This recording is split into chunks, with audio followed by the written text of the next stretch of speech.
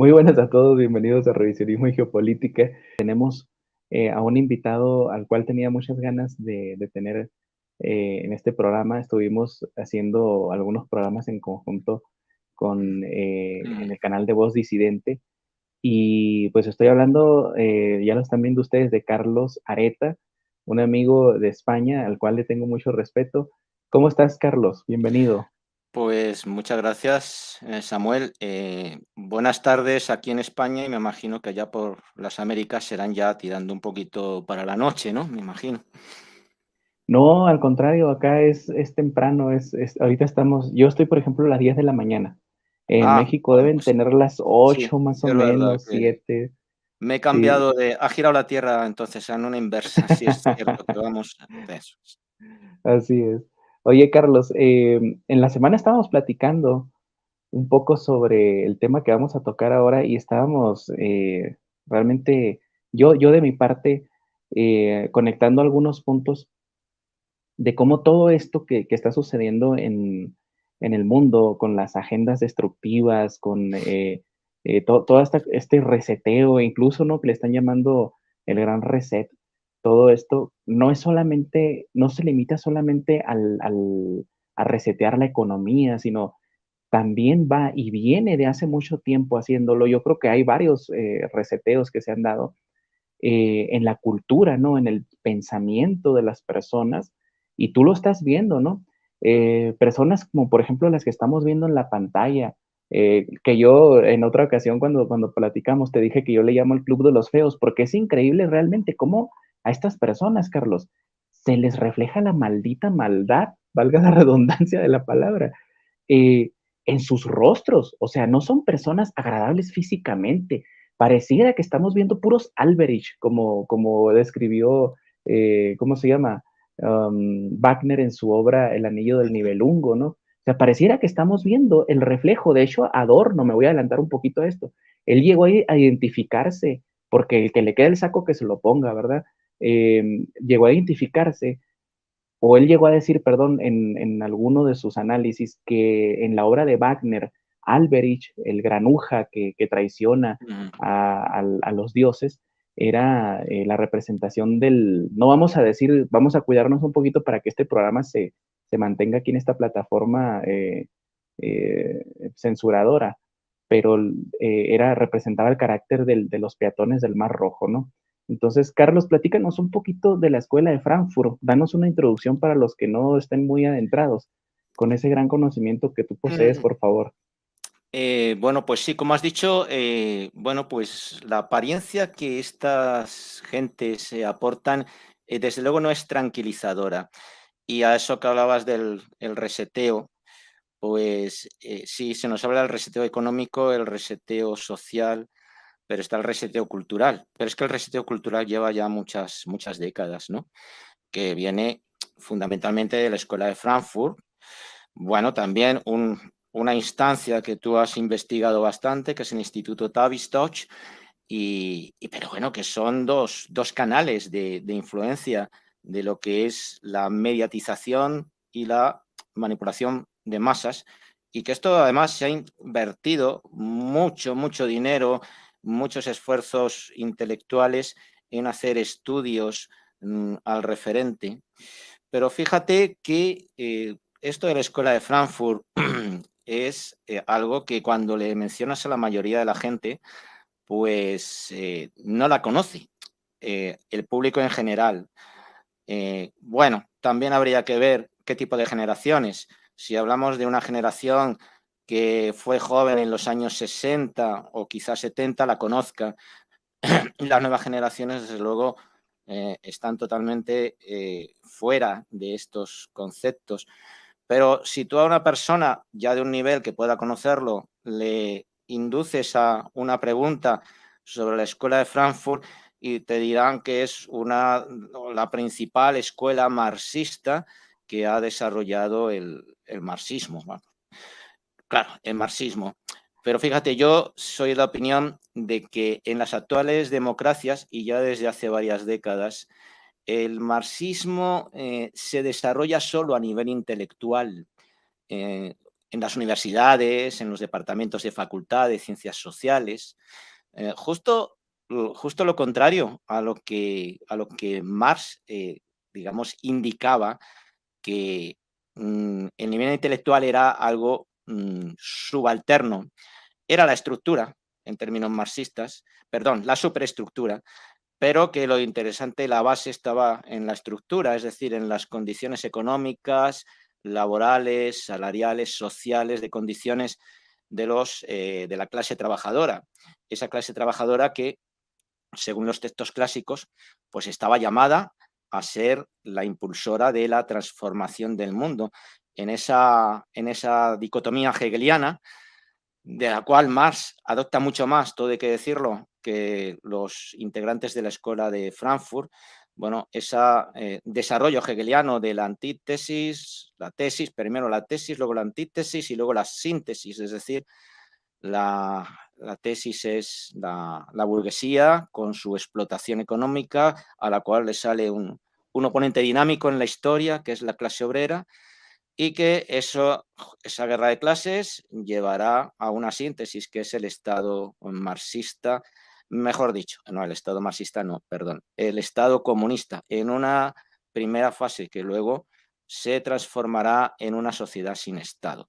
Aquí engarzarían con los anarquistas, pero los anarquistas es todo un fondo de, metodología totalmente distinta, aunque si acaso, y si vamos a etiquetas ideológicas y políticas, la escuela de Frankfurt al final tiene mucho más que ver con el anarquismo o cierta parte de anarquismo que con el marxismo.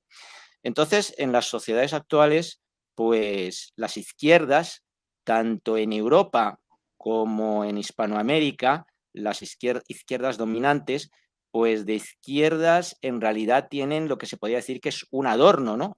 No precisamente Teodoro Adorno, porque el marxismo, pues es transformado y superado por lo que es la dinámica globalista, que todos sabemos que viene del llamado imperio anglosionista.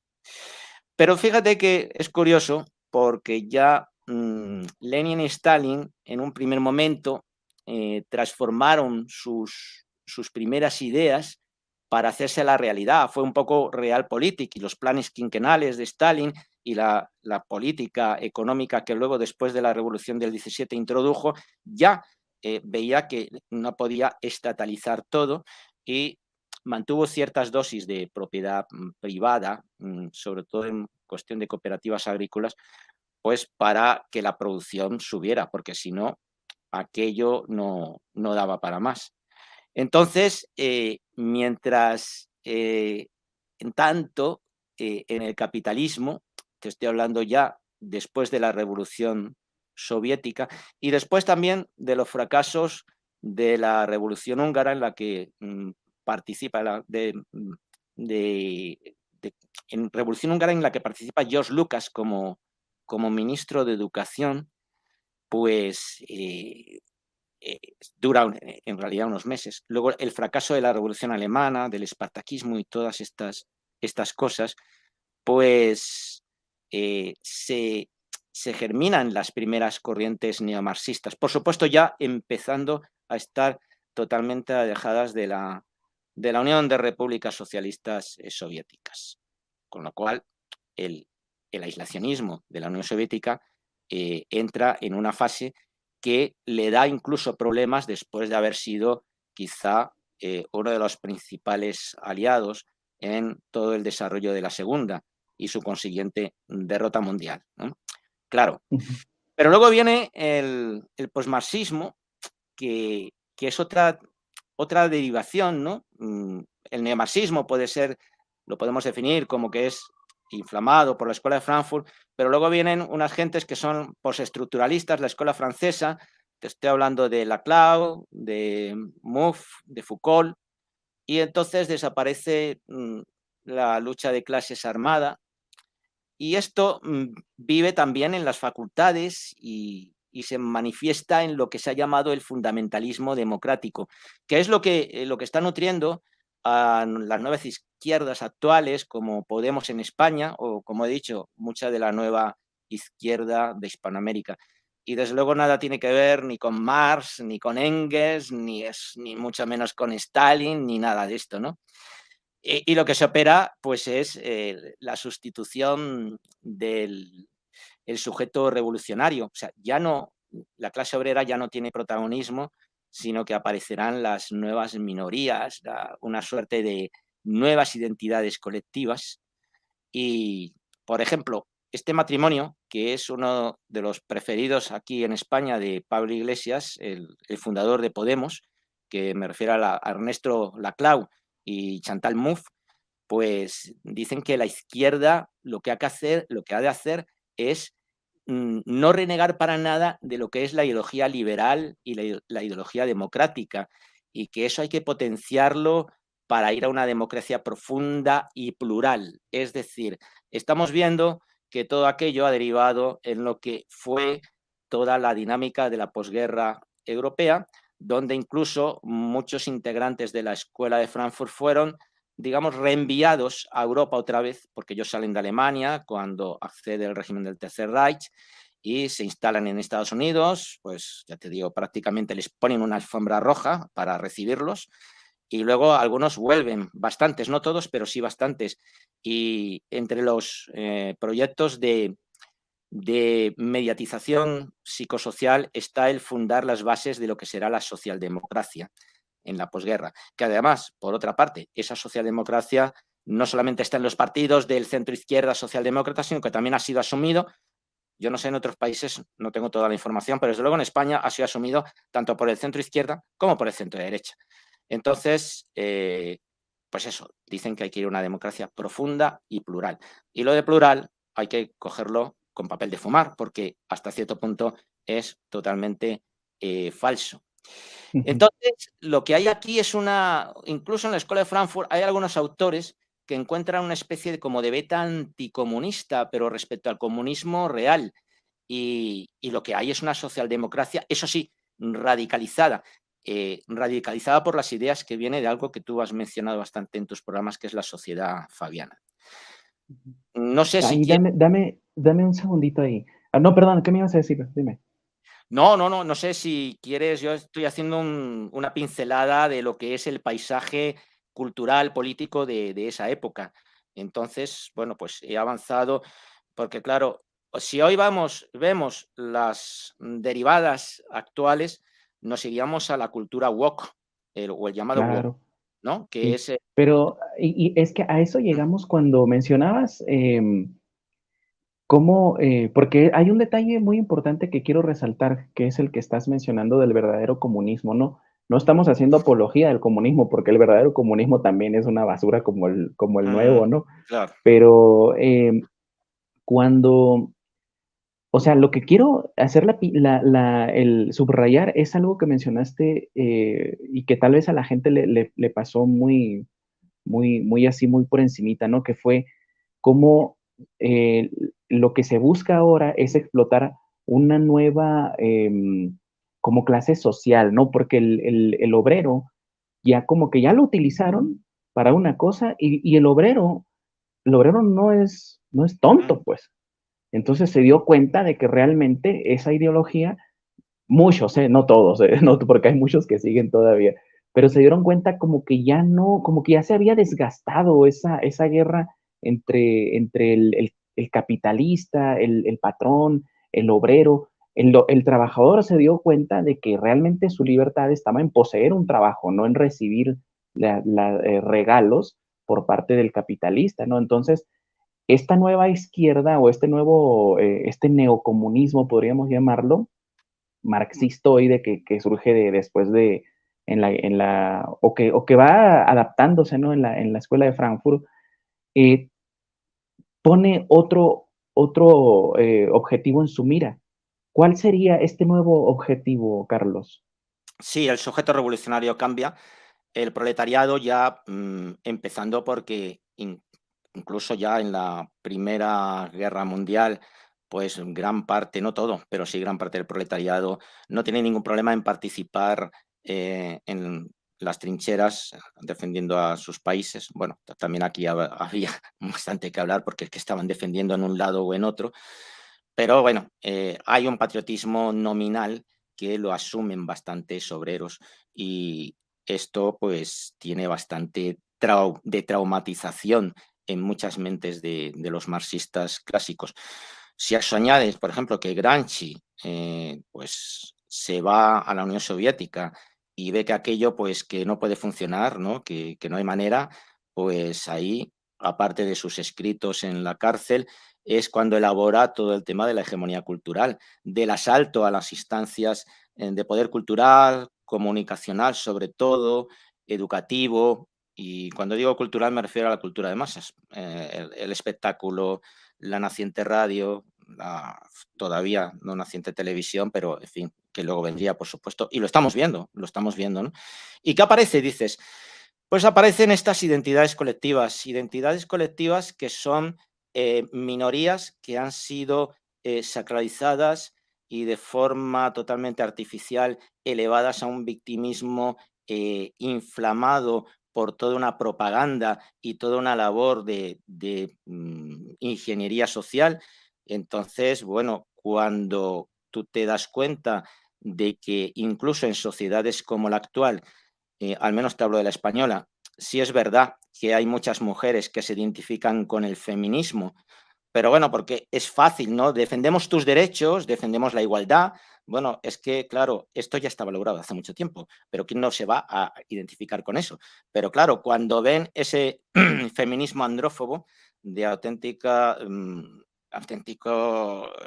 crucifixión de lo que es, suele ser siempre, nunca falla, el hombre blanco heterosexual en las sociedades occidentales, que es el demonio, es el ángel caído, que además en fin, tienen el detalle de todavía pensar que, bueno, se puede redimir si es suficientemente Marica. bondadoso, ¿no? Y bueno y sumiso a todas estas cosas, ¿no? Bueno, Pues yo lo entonces, resumí en una sola, perdón, Carlos, yo lo resumí en una dime. sola palabra, cuando decías lo suficientemente, y yo te interrumpí y dije, marica. O sea, Sí, ahí sí, se resume en eso nada más, o sí, sea. el hombre blando, el hombre, pues, totalmente que no tiene nada que ver con esa masculinidad, clásica de toda la vida, que además han hecho la fechoría de identificarlo con, los comportamientos machistas, que de esa identificación ha hecho éxito, por desgracia. Es decir, un hombre que diga que es hombre, que es masculino y que es varonil, pues es automáticamente anatomizado de un machista, cuando precisamente el machista es un hombre débil porque necesita para afirmarse su débil personalidad y sus traumas, necesita hacerlo sobre un rechazo y un desprecio hacia la mujer. Y Pero claro, es fíjate que que estas... ese Sí, detalle que mencionas, eh, yo no lo he escuchado tan bien definido como tú lo acabas de decir. Como porque el machismo existe, obviamente, o sea, nosotros no pues claro estamos que diciendo existe, hombre, por que no supuesto. Sí, exista, o sí. sea, hay Mm. gente, como lo acaba de explicar perfectamente Carlos, de cómo esa gente es como el antirracista es Ah, el sí, más racista que te puedes encontrar, sí, Carlos. sí, sí, Y el, claro. y el hombre que quiere demostrar su hombría a través de sobajar a la mujer, pues es exactamente un machista. Eso no hay para dónde hacerse. Pero ahora, de que porque Carlos es blanco, por antonomasia va a ser machista, ya es una tontería sacada, jalada de los Mm. pelos, que solamente entra en la mente de los débiles, ¿no? De pensamiento. Entonces, de que existe el machismo. No estamos acá haciendo una apología, existe mucha gente, existen los abusos, etcétera. Hay gente, hay hombres como mujeres también, que no sé, les falla algo en la cabeza, buscan lastimar a sus hijos, lastimar a sus parejas, etcétera. Existe esa gente. Así que no estamos haciendo apología de nada. Pero, Carlos, me gustaría un poquito que hicieras, eh, si quieres, porque te interrumpí, terminas No, tu idea. no te Y me, preocupes. gusta, me gustaría mucho que hicieras un poquito de historia. ¿Cuándo surge Ujú.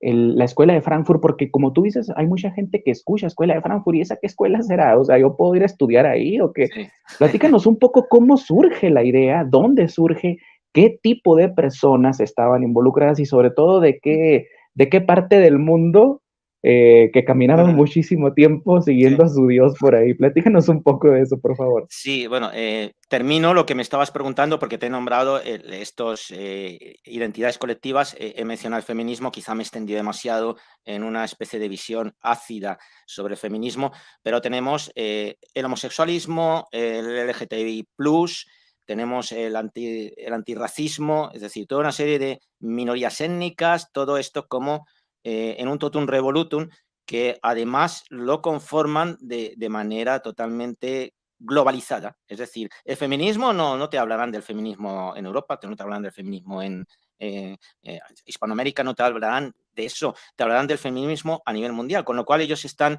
despreciando toda una, en fin, una base mínima de análisis que es ver las diferentes variables que vienen transversales y longitudinales a lo largo de la historia, en el sentido de que los espacios y los tiempos pues hacen que las cosas digamos, cambien y no se pueden analizar con los mismos ojos. Claro, esta gente analiza con los mismos ojos pues la Edad Media o aquí en España el caso de los Reyes Católicos, que por el hecho de expulsar a los judíos, a los caminantes, itinerantes y paseantes del Mar Rojo, pues yo de verdad he oído gente que dice que qué fascistas eran Isabel y Fernando, reyes de Castilla y Aragón en su momento, luego se unen los reinos, etcétera, pero qué fascistas eran. Yo no sabía que Benito Mussolini tenía la facultad de aparecerse en retrotraerse en la historia para aparecerse ante los reyes católicos y darles un poco de doctrina, pero te encuentras con estas cosas. Y Es que eso es, ¿no? fíjate, Sí, dime, fíjate dime. que en los relatos progres, en los relatos de los caminantes del Mar Rojo, etcétera, abunda la bilocación, abunda Uf, los viajes bueno, temporales, sí, sí, abunda, sí, o sí. sea, la gente realmente que se cree los documentales de History Channel, perdón que se los diga, son imbéciles, la verdad. Necesitan ser Mm. bastante idiotas como para, eh, eh, o sea, no decir, es más, incluso si hicieran una búsqueda en Wikipedia, Carlos, o sea, ahí comprobarían Mm. fechas, comprobarían cosas, pero bueno, ya me estoy metiendo en otra Sí, cosa. sí. Por favor, continúa. Nada, nada, no hay problema y oye, que te agradezco que también, que esto no sea un monólogo, que te interrelaciones conmigo, porque oye, siempre me apoyo también, Samuel, en lo que tú digas, ¿no? Iba a decir, por ejemplo, iba a introducir otra beta de esto, lo que pasa que tampoco quiero alargarme, que es algo que fue el imperialismo y el colonialismo, que esto en los años 60 y 70 quedó como un poco relegado al marxismo del llamado tercer mundo, que sí que era más lucha armada, era más clásico, y el neomarxismo de la Escuela de Frankfurt se queda en lo que es el mundo industrial de la sociedad postindustrial capitalista, ¿vale? Pero, claro, analizan en un totum revolutum y te ponen, por ejemplo, el Imperio Español, te lo comparan con todo el rack que hace el Imperio Británico sobre la India, por ejemplo, y que absolutamente no tiene nada que ver. O te comparan, el Imperio de Alejandro Magno o el Imperio Romano sobre Europa y el norte de África, con lo que podía ser, para ellos es lo mismo, porque es todo una dinámica de opresión y dominio por parte de clases, dirigentes, etcétera, pues te comparan el Imperio Romano pues con todo el imperialismo que Cecil Rhodes, por ejemplo, ejerce sobre el país al cual bautiza, que es Rhodesia, ¿no? Por ejemplo, o el colonialismo que hace Bélgica sobre el Congo. No, para ellos es lo mismo, pero claro, es que da igual, ¿no? Entonces yo os cuento a ti, a tus oyentes, pues que esto aparece después de que Gramsci, mm, digamos, palpara esto y en unos escritos de la cárcel, pues ya hace la disociación entre los sujetos revolucionarios y que se debe asaltar la cultura. Pero Gramsci tampoco tiene mucho asentamiento en la escuela de Frankfurt y lo que sí es, por supuesto, sí, la habrían leído, pero Gramsci en realidad hasta los años 70 del pasado siglo no tiene una proyección importante. Hasta ese momento, bueno, en Italia sí, porque había sido secretario general del Partido Comunista Italiano, pero no tenía tampoco una influencia intelectual real, entre otras cosas porque Gramsci no era intelectual. Este sí que era obrero y había trabajado en una fábrica, se había levantado temprano para trabajar, había estado en la cárcel, en fin, era otra cosa, ¿no? Pero bueno, tiene esa visión y no influye mucho. Entonces, en el año 1923, en la ciudad de Frankfurt, se instala un llamado Instituto de Investigación Social, que es lo que será conocido como la Escuela de Frankfurt. Cuando accede al poder el régimen del Tercer Reich, ellos, bueno, no la mayoría, es que todos salen disparados para Estados Unidos, Norteamérica, porque además es curioso que la totalidad de la Escuela de Frankfurt pues son pertenecientes a esta etnia de los caminantes, paseantes, itinerantes del Mar Rojo, todos. Eh, Quizá alguno no. No sé si Walter Creo que Benjamin, quizá el único, me parece, y ahora no, no quiero no, no, equivocarme, o sí, era el otro. último, Habermas quizá, Habermas, el último Marcuse, representante. Marcuse No, no, no era de la etnia, Marcuse, pero... Marcuse sí que yo creo que lo era también, Herbert Ah, Marcuse. sí, bueno, Sí, la sí, sí, cara sí, la sí. tiene, la Bueno, cara la tiene. sí. Pues es que mira nada Enton más, o sea, la cara de mm, Bertolt Brecht, o sea, qué ujú. tipo más? O sea, parece, no sé, o sea, como te digo, se les refleja la maldad en sus Eh, rostros, ¿no? Adorno, Theodor Adorno, su rostro es un rostro un De poco loco, siniestro, de ¿no? loco. Siniestro, Sí, sí, sí. una estructura muy redonda, los ojos como muy redondos y, digamos, expulsados de la órbita ocular, es decir, es como un tipo que está ahí, ¿no? Un poco de profesor de estos, de película de ciencia ficción maléfico. Bueno, el caso es que esto se monta en el año 1923. Eh, a- Hay un primer director que en realidad, bueno, ni vale la pena mencionarlo porque es un marxista tradicional. Y luego, pues, aparece Pollock, que es ya el segundo director, pero en el año 1931, por motivos de retiro, Max Horkheimer accede a la dirección de la Escuela de Frankfurt. Max Horkheimer en aquella época era prácticamente recién doctorado, pero bueno, que ya llevaba tiempo, ¿no? Impartiendo docencia e investigando algunas cosas, y es el que va imprimiendo toda la componenda de lo que va a ser el giro radical. Es más, Horkheimer en sus escritos incluso llega a mencionar el tema de la alienación climática. No con estas palabras, pero sí viene a decir que hay una especie de explotación que se hace sobre la naturaleza por parte de, cómo no, la sociedad occidental, y que esto genera una alienación. Claro, esto te preguntas, bueno, claro, esto rompe con los moldes, ¿no? Entonces, a ver, esa antítesis que es la naturaleza explotada está enfocada a una tesis eh, totalmente violenta que hará el mundo occidental, se referirá al mundo occidental industrial, cosa que además Marx era de la opinión que había la necesidad de que una sociedad fuera muy industrial porque fabricaba muchos obreros y no habría otra forma de hacer la revolución que de esa manera. Sin embargo, Horkheimer ya se nos descuelga aquí con un discurso ecologista de esta sociedad occidental que ha explotado el planeta y todas estas cosas, y ya hace unas derivaciones en ese sentido. Y luego irán apareciendo más personajes como Erich Fromm, que es otro psicólogo que tiene bastante éxito, además con una teoría, ¿no?, sobre la tolerancia represiva, que es como decir que el mundo que tenemos y que nos rodea está lleno de una serie de individuos que son de unos tics fascistas y que por lo tanto esos individuos están impidiendo la revolución y la liberación del ser humano. Por lo Ujú. tanto, contra esos individuos hay que ir con todas las armas, bueno, por el momento las armas culturales y psicológicas. En algunos casos también, bueno, podemos saltar a la parte más prosaica del asunto, ¿verdad? Y entonces, pues inciden estas cosas. Erich Fromm, junto con Herbert Marcuse, es quizá de los más populares allá por los años 60, pero sobre todo 70.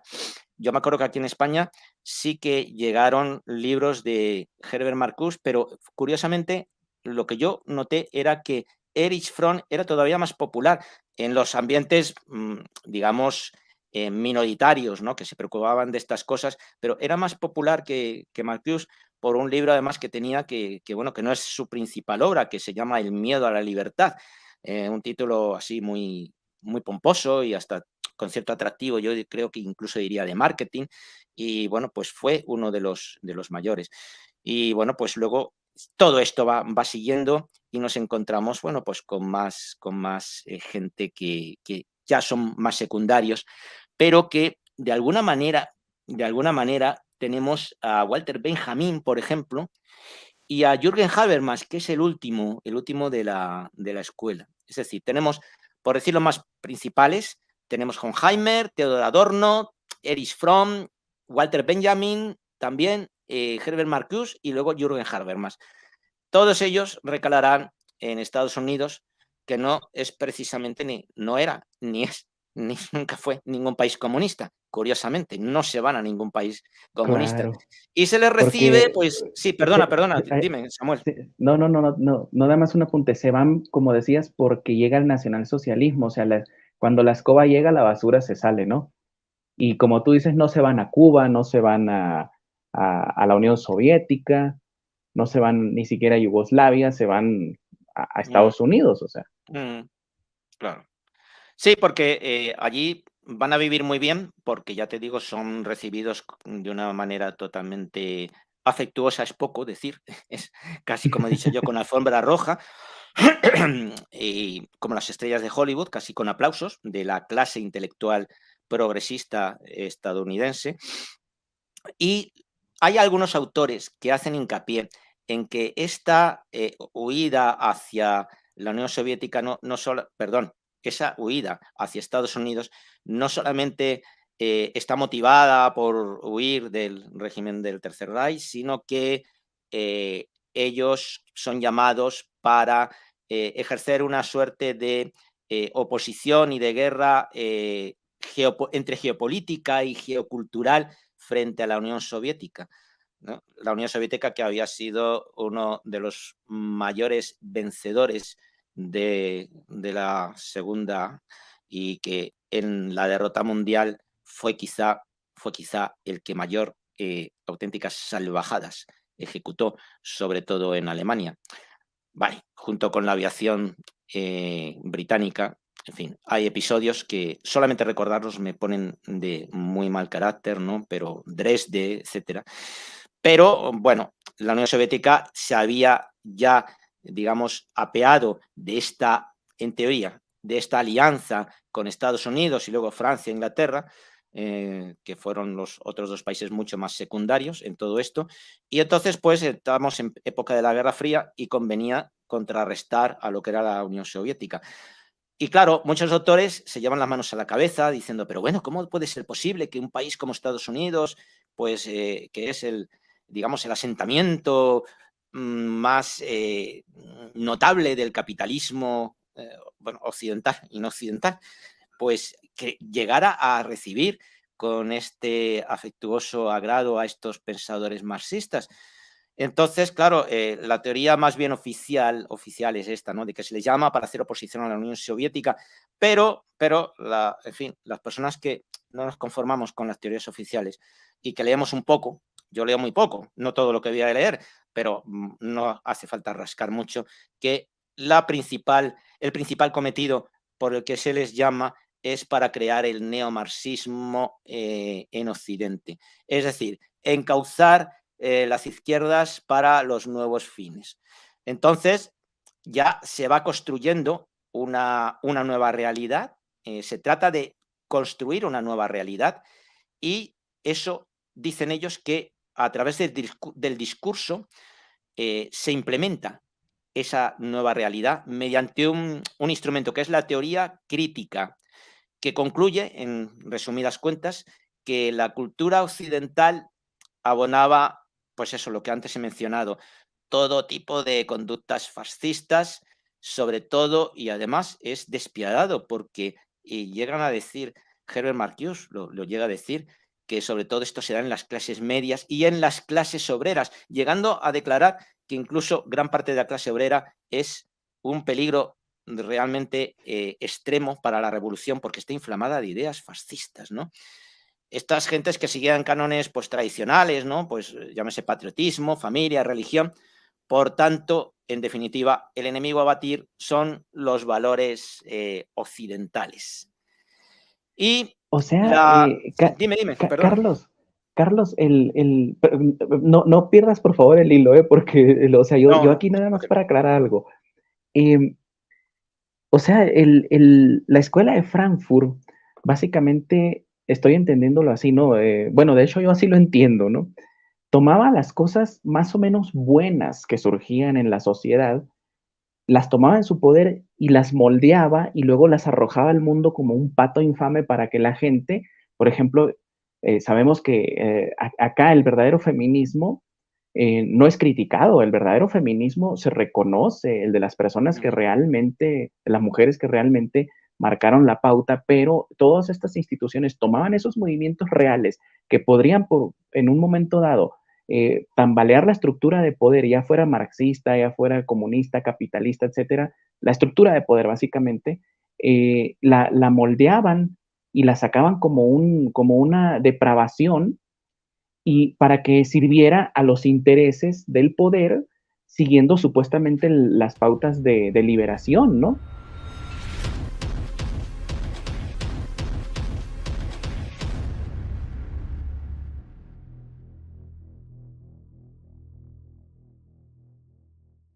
Bienvenidos a CEPA, Centro de Estudios del Pensamiento Americano. Nuevo sitio web de cursos de formación en política, filosofía, historia, literatura, geopolítica, religión, psicología y más. Cursos de formación que reflejan el verdadero pensamiento americano.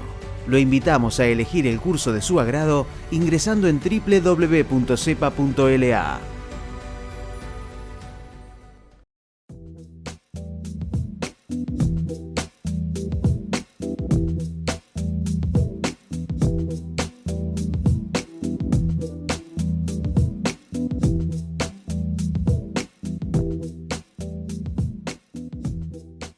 Decir siempre la verdad primero tiene un precio. Dependemos de tu ayuda. TLB1. Toda la verdad primero.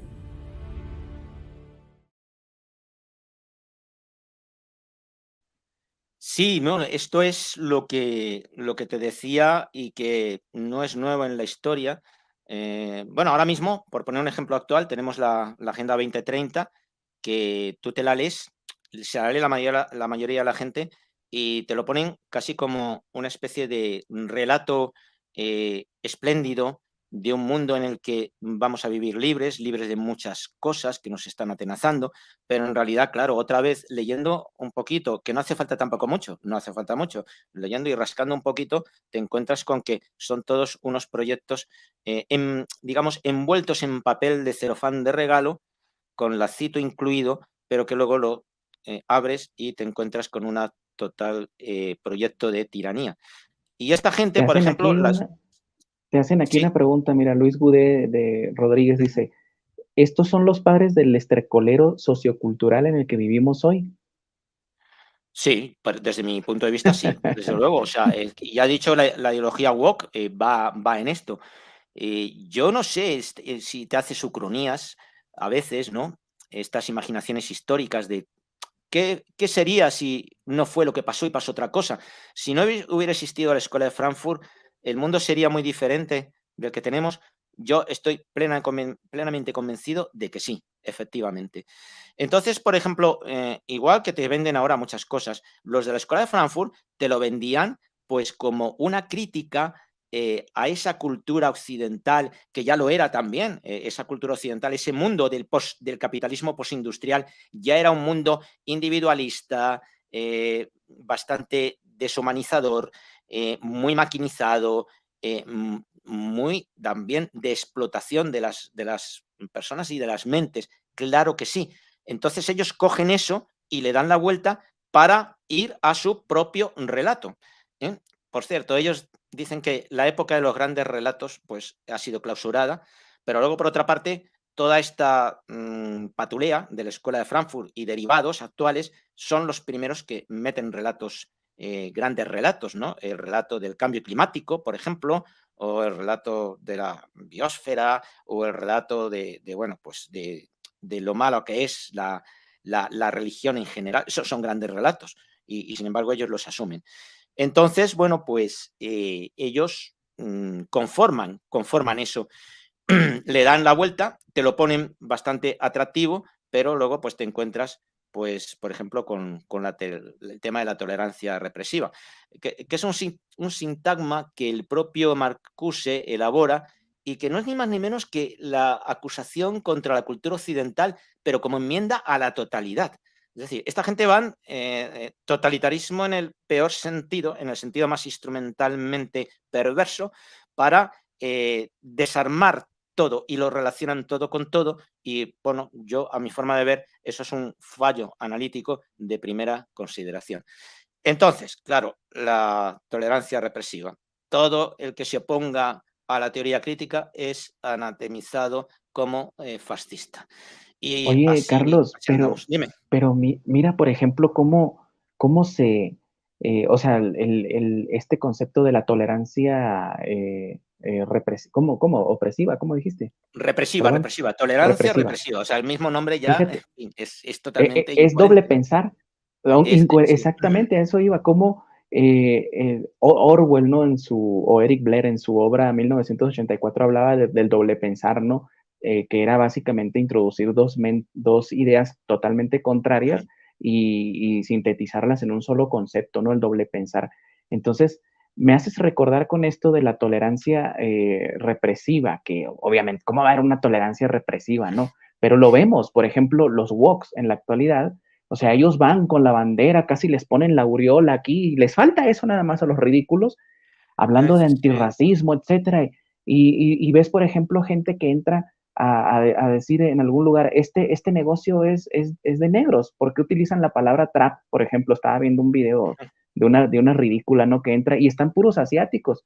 Entonces se porta racista contra los asiáticos porque el lugar usaba la palabra trap, que supuestamente yo no sabía que era de la comunidad negra, o sea, no sabía que había que pagar regalías para utilizar una palabra, ¿no? Entonces me haces recordar mucho, y más o menos en esta época va, cuando Kalergi publica su libro Praktischer Idealismus, que es básicamente idealismo práctico, que es, yo me lo imagino como esa famosa frase de, estos son mis valores, pero si no te gustan, acá tengo estos otros, ¿no? Entonces el idealismo Sí. práctico, ¿verdad? De Kalergi. Y él maneja un concepto en ese libro de 1925 que es la desigualdad justa contra la igualdad injusta, llama él. O sea, imagínate cómo, o sea, él decía, hay que imponer ante la desigualdad injusta una desigualdad justa. Y lo estamos viendo en la actualidad también, Carlos. ¿Cómo Sí, se sí. conecta todo esto? Imagínate. Sí, esto que dices ahora me recuerda algo que desde luego aquí en España y en otros lugares pues se conoce como discriminación positiva.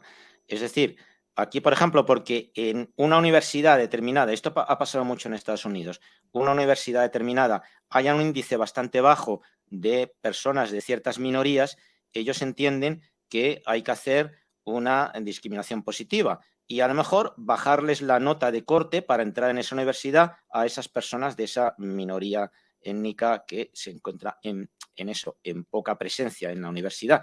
Claro, entonces, o como cuando estos rasgos del feminismo absurdo, que además es tremendamente ofensivo para muchas mujeres, y yo creo que muchas lo están notando y lo están denunciando, que es que tiene que haber una cuota de igualdad 50-50, pues a lo mejor en una empresa o en una película o en no sé dónde. Y claro, muchas Hasta mujeres dicen, pero ¿qué la pasa? otra Que yo vez, soy una persona, digamos, inferior para que se me tenga que ayudar, entonces no se me están exacto. reconociendo mis méritos, mi trabajo, ¿no? Pasa con esto que estás diciendo, sí. La otra vez, Carlos, estaba viendo un incidente que ocurrió en Canadá cuando unas bomberas feministas fueron a hacer una demostración, provocaron un incendio supuestamente controlado, se les salió de las manos y Ujú. terminó en un desastre ecológico, eso sí, pero eso sí, en los medios de Ah, comunicación no se dijo nada, dijeron que había sido un incidente, pero fíjate cómo la idiotización de la escuela de Frankfurt y Tavistock también, porque no hay que decirlo, porque ahorita no estamos hablando de Tavistock, sino de la escuela de Frankfurt, eh, cómo ha llegado a tal grado de que la persona, el directivo que organizó este evento, esta demostración, esperó y luego las autoridades de la ujú. localidad esperaron para ver si se podía en un momento dado controlar. ¿Para qué? O sea, prefirieron que se quemaran todos esos árboles en lugar de exponer que, No, no fíjate. había, que había sido una negligencia. Y no digo que porque hayan sido mujeres, se les salió de las manos, pero pues querían demostrar algo y les salió todo mal. Sí, es lo que ahora que has mencionado que esto es en Canadá, me parece que has dicho, pues, En Canadá, sí. hay en una universidad canadiense, perdón, canadiense, pues, se clausuraron unas clases de yoga porque, los ofendiditos, que son los idiotas woke, que luego podríamos hablar, o en otra ocasión podríamos hablar de toda la cultura woke, pues, se ofendieron los ofendiditos porque que hubiera una clase de yoga en una universidad occidental era como apropiarse de una cultura ancestral y por lo tanto no podían eso manosearlo en manos occidentales blancas. Cuando, claro, por otro lado te encuentras a gente que lo que te quiere es meter la multiculturalidad y todo este tipo. O sea, es que es la contradicción y, vamos, in terminis e infinitum. No tiene esto solución de continuidad. Es algo que llega a los aspectos más absurdos que te puedas imaginar, ¿no? Y fíjate que Y ahí yo dime, lo dime. conecto ahí yo lo conecto, esto que dices, o sea, porque es el absurdo, no hay una lógica en lo que hagan, o sea, no Ujú, están defendiendo, porque podrían decir, por ejemplo, que el yoga es muy de la New Age, como tú dices, multicultural, pero no, o sea, la cuestión es buscar provocar el cortocircuito en la mente de las personas, el llevar a la molestia. Y ahí yo lo conecto porque eran asociados la escuela de Frankfurt de Tavistock. Y en la sí, escuela y en Tavistock se creó este estudio, se publicó este estudio de la turbulencia social, ¿no? ujú, De llevar a las personas, de crearles problemas, ya fueran culturales, ya fueran de entretenimiento, o sea, tener a la gente en una mentalidad perdón, con su cabeza totalmente retorcida. Y eso lo han logrado, yo creo que con todo esto que tú nos estás contando, o sea, el absurdum, como decías tú, y lo estamos viendo reflejado en la sociedad actual, ¿no? La depravación, por eso titulamos así este programa. Pero, ujú. perdón, te interrumpí otra vez, Carlos. No, Eh, te te pido que me interrumpas porque la verdad de hablar yo solo no quiero estar en ningún monólogo y siempre es, bueno, pues un diálogo dinámico, tanto para nosotros como para los oyentes que nos están escuchando y viendo. Pero mira, gracias. esta cosa, ellos acusan a la cultura, occidental de reprimir y alienar a sectores enteros de la población sin reparar en, qué secciones o qué sectores o qué circunstancias, pues, se está reprimiendo. Pues son las minorías étnicas, todas las minorías étnicas están oprimidas, cuando está demostrado que en ciertos países hay minorías étnicas que no están reprimidas, ¿eh? Pongo un ejemplo, hay una minoría étnica que ya no solo está reprimida, sino que lleva los mandos de muchas cosas y bueno, es una minoría étnica, cultural, etcétera. No referimos a los caminantes, itinerantes y paseantes del Mar Rojo. Bueno, he puesto este ejemplo, pero bueno, entendamos que, por ejemplo, en Estados Unidos, la minoría étnica que hay en Florida más importante es la población cubana y desde luego esa minoría étnica hispana proveniente de Cuba, desde luego de oprimida no tiene nada, absolutamente nada. En algunos barrios de Estados Unidos, quizás las minorías étnicas más oprimidas sean no las que están victimizadas, sino otras, ¿no? Yo ahora, mira, esto a mí me da mucha rabia, porque cuando el Black Lives Matter, esto ocurrió, que, hombre, yo condeno todo tipo de asesinato y de muerte de cualquier persona, sea de la raza que sea. Bien, por supuesto, pero claro, cuando a la policía se le fue la mano y bueno, pues se murió Floyd, este chico, pues parecía que las mayores índices de mortalidad eran de blancos a negros, ¿no? O te quieren dar esa idea. Bueno, si tú vas a las estadísticas del Departamento de Justicia de Estados Unidos, te encuentras que la proporción de población negra que asesina a población negra es infinitamente superior. Es decir, matan más negros a negros que blancos a negros. La población, digamos, que menos mata en Estados Unidos quizás sea la asiática, ¿vale? Pero, en fin, que las cifras están dando totalmente unas vueltas absolutas, ¿no? Otro tema, ¿no? Otra minoría étnica, los homosexuales. Bueno, sí es cierto que ha habido épocas y ha habido estadios históricos donde la homosexualidad ha sido más reprimida o no ha sido tan reprimida.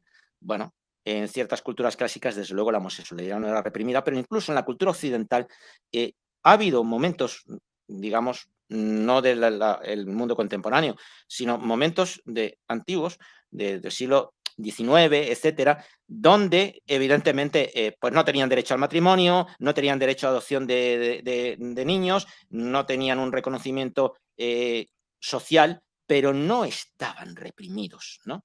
Sí, no sé, incluso hay escritores, un escritor que es buen escritor, Oscar Wilde, estaba reprimido Oscar Wilde, por favor.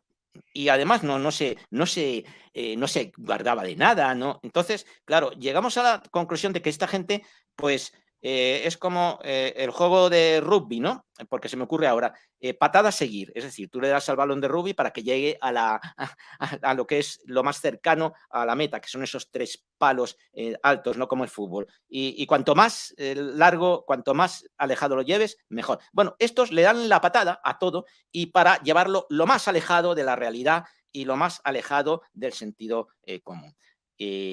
Esto, no sé, Samuel, si que hablo mucho, me enrollo y no sé No, qué está bien, derivación yo te estoy querrías escuchando. hacer, pero vamos, que va por este lado. No, yo te escucho, para eso te invité, para escucharte, no para, o sea, lo que pasa es que yo como me conoces, interactúo mucho, ¿no? Pero por eso te ofrezco disculpas de No, estarte no, por interrumpiendo, Dios, pero cada es cosa que normal. dices me va cayendo en cuenta de muchas cosas, ¿no? Entonces, más que todo, pues es un placer tenerte por acá y de verdad que antes de que nos despidamos, me gustaría que dejáramos porque hay muchísimo que hablar de este tema Uf, de compromiso para entrar en el tema de nuevo. Pero no me gustaría despedirme, Carlos, sin que nos platicaras un poco de cómo, por ejemplo, Teodor Adorno, uno de los más destacados en este sentido, se propuso a través del proyecto Radio, así le llamaban proyecto Radio, sí. lo que él llamaba la desmistificación de la música. Sí. Doy una pequeña introducción y ya nos das tu opinión, ¿no? Básicamente, Teodor Adorno lo que vio cuando, al principio decíamos, cómo él identificó en la obra de Wagner, en El Anillo del Nibelungo, Sí. que Alberich, que el granuja, que es el villano, pues, de la historia, eh, tenía un carácter de peatón del Mar Rojo, ¿no? Eso él lo identificó y otra vez repito, eh, a quien le quede el saco que se lo ponga, ¿no? Yo podría haberme identificado, no sé, con Wotan, no sé, con cualquier otro personaje heroico, pero no me identificaría realmente con Alberich. Sin embargo, estas personas lo vieron y se identificaron, entonces se dieron cuenta que a través de la música, sobre todo de la música clásica, el pueblo, cualquier pueblo podría conectar con su pasado, con su origen Claro. y defender así sus valores. Entonces ellos dijeron, hay que destruirlo. Entonces, en los años 60 más o menos, llevan adelante este proyecto Radio para tomar las partes más pegadizas de la música clásica y reproducirla miles de veces en la radio para que la gente después la escuchara y no le recordara nada, simplemente una canción de Britney Spears o lo que sea, porque, o sea, hicieron pop los pedazos estos de la música clásica, ¿no? Entonces, me gustaría que nos platicaras un poco de esto antes de irnos. Bueno, es que esto del proyecto radio da para, yo creo que para un programa entero. Pero Pues el danos una proyecto, introducción, mira, te propongo, danos una introducción te y hago lo una dejamos para... introducción y bueno, sí, te hablo. Mira, en el año 1937, la Fundación Rockefeller se da cuenta de muchas cosas, porque en ese momento, sobre todo en Estados Unidos se calcula que había 30 millones de aparatos de radio, las radios antiguas, que eran grandes, no las radios transistores que luego vinieron, ¿no? Yo de pequeño he visto radios antiguas, ¿vale? Que tenían mis abuelos, que eran todo un cajón, tiene su dosis de romanticismo. A mí me encantan estas cosas del romanticismo en ciertas cosas, en ciertos objetos. Y se da cuenta la Fundación Rockefeller de que esto es una mina de oro para influir sobre la gente. Y empiezan a inyectar bastante pasta en investigar los efectos sociales de los media. Eh, Nadie había hecho hasta el momento una investigación seria sobre el asunto de la influencia social de tan poderoso vehículo de transmisión cultural. Entonces, la Rockefeller solicita a varias universidades que participen y monta una especie de cuartel general que le llama algo así como Escuela de Asuntos Públicos e Internacionales, un nombre rimbombante. Lo hace en la Universidad de Princeton y todo ello lo subtitula como Oficina de Investigación de la Radio, conocido popularmente como Proyecto Radio. Y aquí hay que nombrar a un psicólogo bastante famoso luego, que se llamaba Paul Lasserfield, que era además hijo adoptivo del economista austríaco marxista Rudolf Hilderfing, otro viejo colaborador de la Escuela de Frankfurt. Es decir, todos están entrelazados con todos. Y este Lasserfield nombra en un primer momento a un psicólogo, un joven doctor en psicología industrial que se llamaba Frank Stanton, y también nombra a Herta Herzog. Herta Herzog, una psicóloga vienesa, que es la que tiene, digamos, el hecho, la patente, no se me venía, la patente de una frase que es la ciencia de vender cualquier cosa. Estamos hablando ya del marketing, de cómo las técnicas de marketing son extremadamente salvajes para hacer que la gente compre lo que tú quieras que compre. Y, en definitiva, aparece Theo de Adorno porque fue responsable del proyecto en lo que es su sección musical. Y, claro, las actividades del proyecto radio dejaron muy claro que lo que se buscaba era comprobar empíricamente las tesis tanto de Adorno como de Walter Benjamin sobre la capacidad de los media para ejecutar un lavado masivo de cerebro. Esto es un poco a grandes rasgos la introducción del proyecto radio, que es muy interesante, porque luego, si nos vamos a la Guerra de los Mundos de Orson Welles y todo esto, pues nos encontramos con cosas curiosísimas. No sé Lo vamos si, a dejar ahí. Mira, vamos a efectivamente, dejarlo como introducción. Carlos, perfecto, vamos a Samuel. dejarlo como introducción porque quiero que también le des, por favor, respuestas breves a la gente, porque te hicieron algunas preguntas. Por ejemplo, aquí dice Manu Chaptel, dice, Milei es un operador de la línea de la Escuela de Frankfurt. Si me permites ahí, yo puedo decir que lo que yo tengo entendido es que no es de Frankfurt, pero sí de Tavistock. Y no es que él se esté enterando también, o sea, Tavistock a veces ni siquiera se pone en contacto con los personajes que vamos a ver después en la vida pública. Ellos mismos van preparando el terreno para que estas personas lleguen, pero no sé qué opinión tengas tú, Me has Carlos. dicho Milei, el que ha ganado las elecciones primarias en Sí, Argentina. Sí, en vale. Argentina, sí. Hombre, yo no creo que sea la Escuela de Frankfurt. Es un economista de vertiente neoliberal salvaje, muy de la Escuela de Chicago, que es una escuela económica que tuvo éxito en los años 70. Bueno, éxito, impuso sus políticas que fueron bastante lamentables para ciertos sectores, no para otros. Pero bueno, no Los estamos hablando chilenos de nos pueden economía. dar cátedra de eso. Sí, sí, sí. Entonces, él sí es no de la Escuela de Frankfurt, sino de la Escuela de Chicago. Por, digamos, resonancia de la Escuela de Viena de Economía. Bueno, Entonces, de von pero Hayek, todos los economistas estos liberales, ¿no? Entonces, ahí sí, puedo decir que sí, pero en cuanto a Escuela de Frankfurt, no lo sé. Habrá leído sí. seguramente algo, sí. Sí, de Tavistock tengo entendido que sí, pero ya lo tocaremos en Ujú. otra ocasión. Aquí te pregunta Luis Budé Rodríguez, ¿tiene relación, me imagino que la Escuela de Frankfurt o el ISR Ujú. con el Tavistock? Pues ya lo dijimos hace ratito, ¿no? Sí, hombre, y ahí yo creo que eres tú el que especialista en Tavistock, debes de dar esos hilos de relación, ¿no? Que hay casi, no sé, diría que Son, sobre genética, yo creo, vamos, porque es como más que un padre y un hijo, vamos, es algo totalmente fuera de eso, ¿no? sí. Mira, Ujú, Carlos, esta me gustó mucho porque yo creo que yo creo que no es que que nacieron ahí, es que andaban como peces en el agua cuando dice aquí Luis Gudé Rodríguez, otra vez dice, nos pregunta, ¿no? Estos de la escuela de Frankfurt nacen en la República de Weimar, o sea, y la República de Weimar convirtió a Alemania en el prostíbulo de Europa. ujú, sí. ¿Qué nos puedes decir, Carlos? Bueno, nacen como intelectuales en la República de Weimar, ¿vale? Nacen un poquito antes, ¿no? Nacen a principios del siglo XIX, a principios del siglo XX, perdón, o a finales del XIX, pero sí se dan en ese caldo de cultivo, que era, que era Alemania y sobre todo, bueno, la ciudad de Berlín es que era un basurero de tal magnitud, porque había de todo, había droga, había prostitución, había tráfico de personas, había mafias que controlaban no solamente los registros de alcohol, de drogas, sino de locales nocturnos. Es decir, había tal corrupción que, claro, aquello era imposible. Lo que pasa que, bueno, ellos estaban... la República de Weimar, ¿cómo la verían la Escuela de Frankfurt?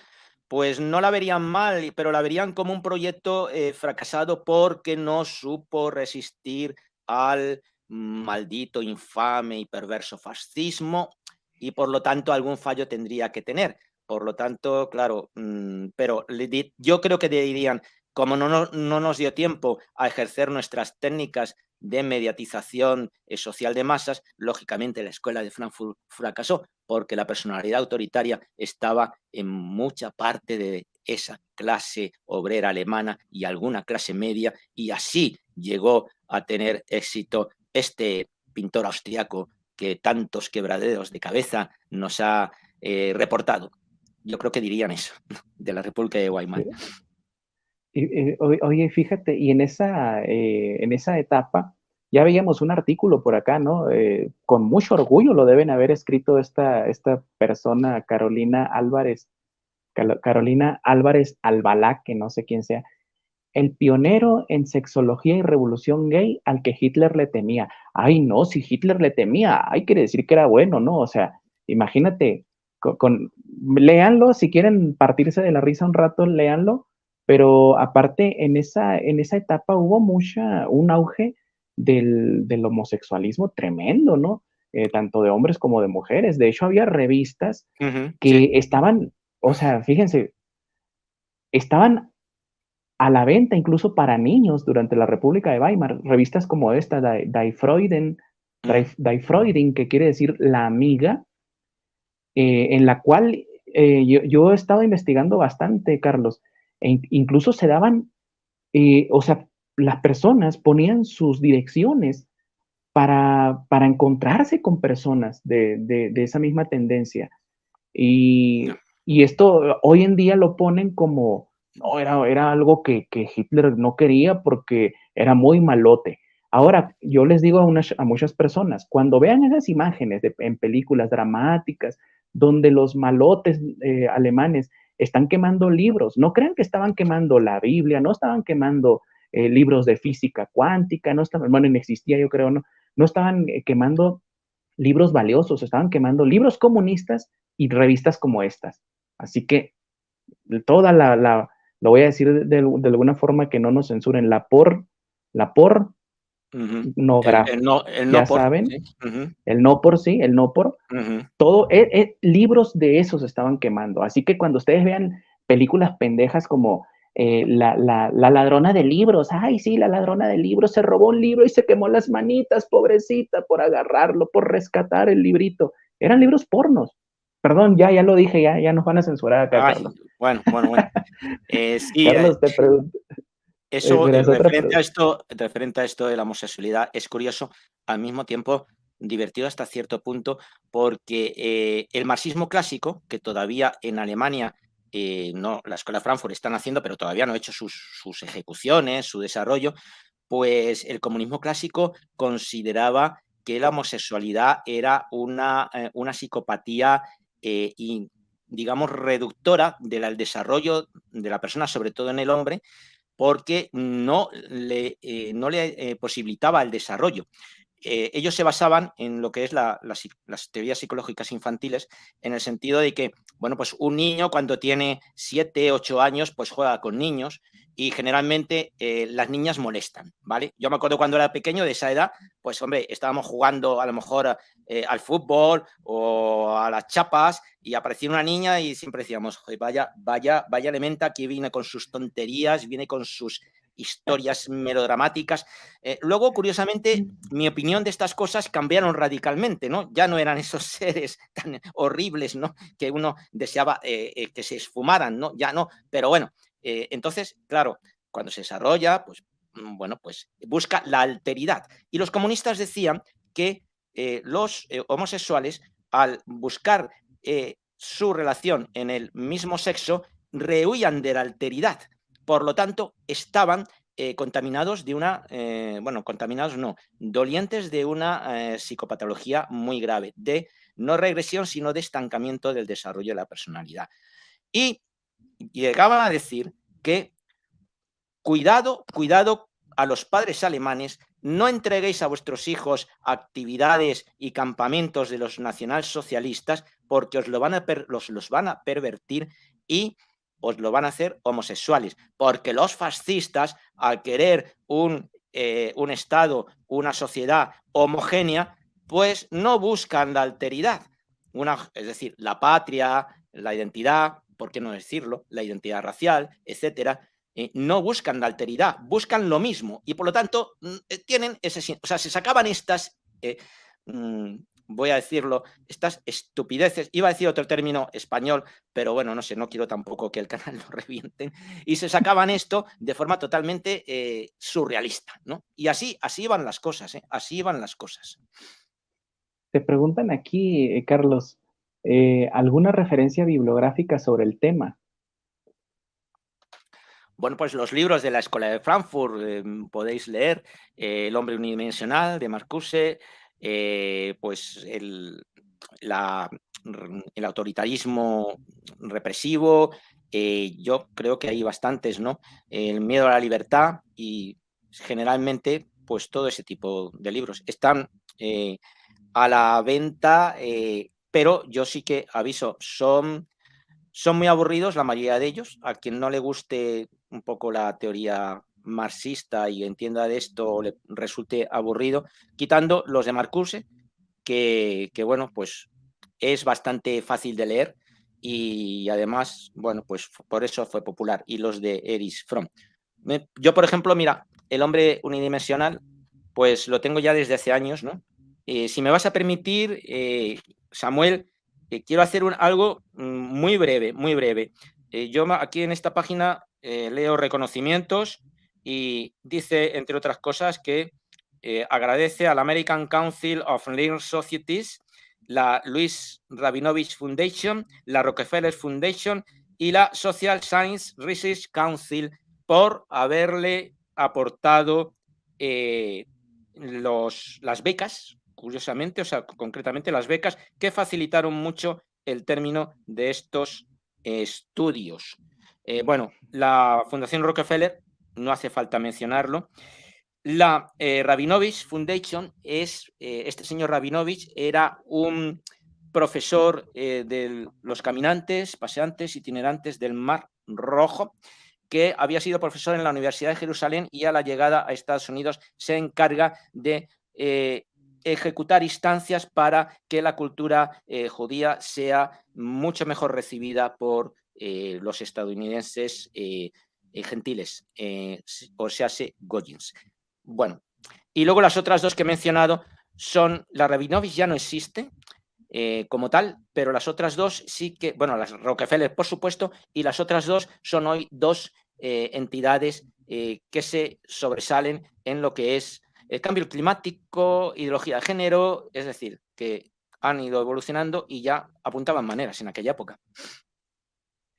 Pues bueno, creo que era la última pregunta, Carlos. De verdad que ha sido una charla increíble. Yo solamente quisiera agregar, no es un libro, no es una fuente, pero a las personas que les gusta el cine, hay una película que de hecho acabo de ver que está de libre acceso en, en YouTube. Se llama El huevo de la serpiente de Ingmar Bergman, un curioso personaje también, del cual podríamos hablar en otra ocasión, pero la película yo la comprendí, la vi hace mucho tiempo, Carlos, pero la película la comprendí después, ya cuando estaba un poco más grande, y es del periodo de la República de Weimar, y lo hacen muy breve. Al final, les voy a dar un spoiler.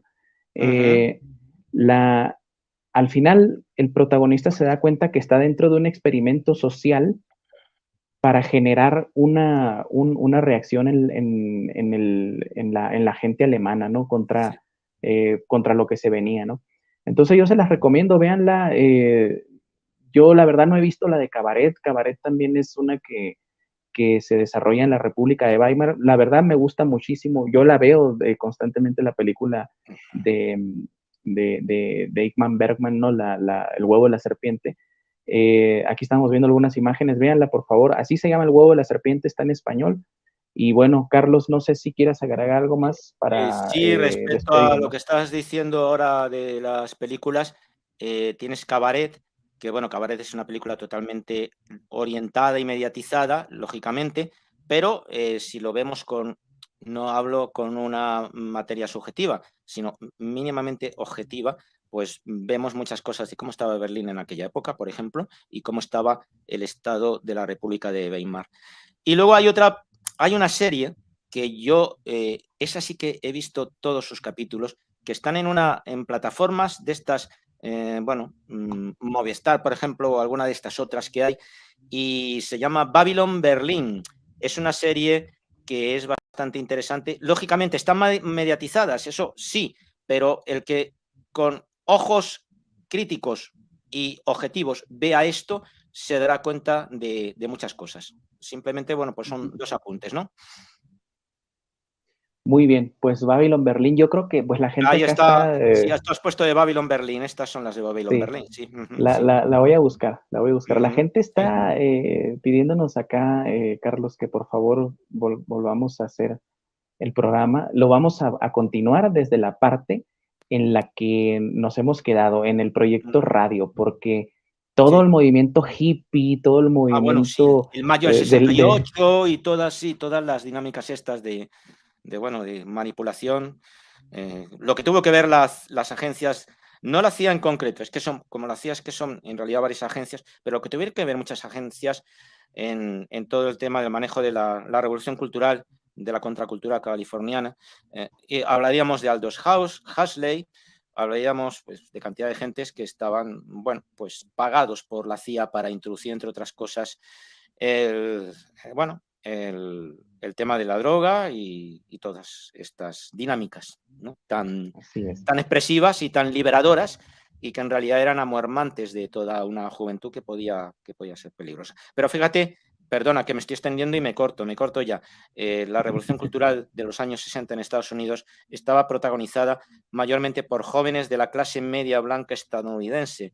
Encontrarías muy pocos jóvenes negros, muy pocos jóvenes asiáticos, mayormente era esto.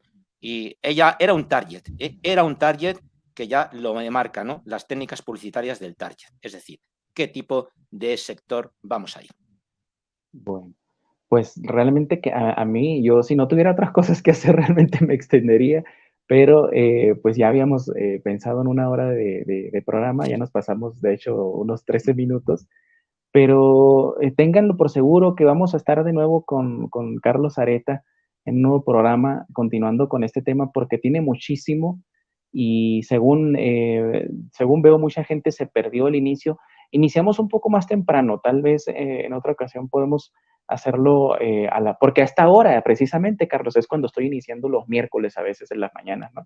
Pero Sí. bueno, No hay ningún problema, pueden volverlo a ver la repetición, véanlo cuantas veces quieran, mándenselo a sus amigos, a sus vecinos, a sus familiares para que se enteren de mano de un experto o de palabra, mejor dicho, de un experto como Carlos, de qué realmente está generando o una parte de todo lo que está generando esta locura artificial en la que estamos metidos. Carlos, te mando un abrazo, muchísimas gracias por aceptar la invitación y ya te tendremos por acá en otra ocasión si te apetece.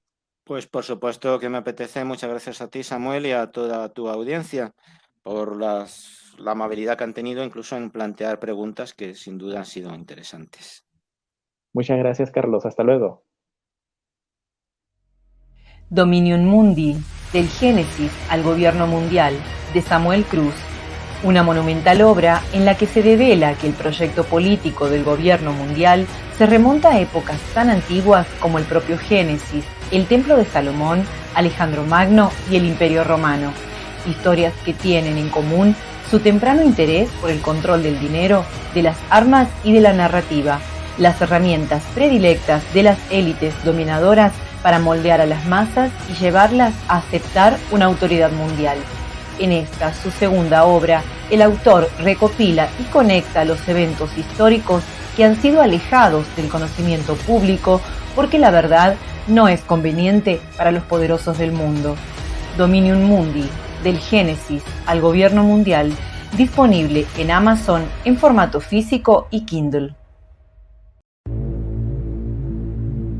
El mundo detrás de las cortinas, la historia como instrumento del control de las masas, de Samuel Cruz.